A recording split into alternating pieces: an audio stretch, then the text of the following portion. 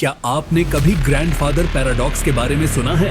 यह एक दिलचस्प और रहस्यमय विचार है। मान लीजिए आप भविष्य में एक महान वैज्ञानिक बन जाते हैं और एक टाइम मशीन का आविष्कार करते हैं।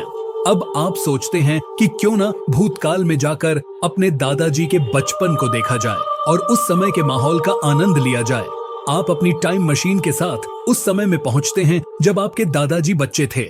लेकिन जैसे ही आप टाइम मशीन से बाहर आते हैं, एक भयानक घटना घटती है। आपकी टाइम मशीन आपके दादाजी के ऊपर गिर जाती है और उनकी मौत हो जाती है।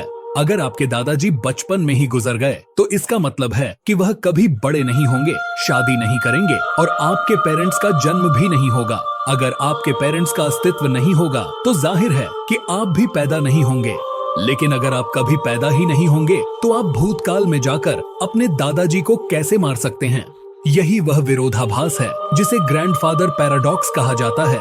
यह एक ऐसा प्रश्न है जिसने वैज्ञानिकों को लंबे समय से उलझा रखा है। इस मुद्दे को हल करने के लिए वैज्ञानिकों ने मल्टीवर्स या पैरेलल यूनिवर्स की थ्योरी प्रस्तुत की है। मान लीजिए कि यह थ्योरी सच है और अनगिनत ब्रह्मांडों का अस्तित्व है, तो यह संभव है कि आपके द्वारा की गई हर कार्रवाई का प्रभाव किसी दूसरे ब्रह्मांड में हो, न कि इस ब्रह्मांड में। उदाहरण के लिए, आप इस ब्रह्मांड में यह वीडियो देख रहे हैं, लेकिन किसी अन्य ब्रह्मांड में आपकी एक कार्बन कॉपी कुछ और कर रही हो सकती है। मल्टीवर्स की थ्योरी के अनुसार यदि आप किसी दूसरे ब्रह्मांड में जाकर अपने दादाजी को मार भी देते हैं तो इसका असर इस ब्रह्मांड पर नहीं पड़ेगा, क्योंकि वह दादाजी आपके किसी अन्य ब्रह्मांड के संस्करण के होंगे। इस थ्योरी को मानने का एक कारण यह भी है कि हमें कभी कभी डेजा वू या सपनों में ऐसी घटनाएं महसूस होती हैं जो बाद में सच हो जाती हैं। ऐसा लगता है जैसे वे घटनाएं पहले भी घटित हो चुकी हैं। हालांकि मल्टीवर्स के अस्तित्व का अभी तक कोई ठोस प्रमाण नहीं है और यह केवल एक थ्योरी है।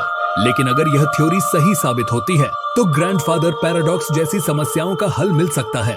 ऐसी ही और रहस्यमय बातों को जानने के लिए हमारे साथ जुड़े रहिए और चैनल को सब्सक्राइब करना न भूलें।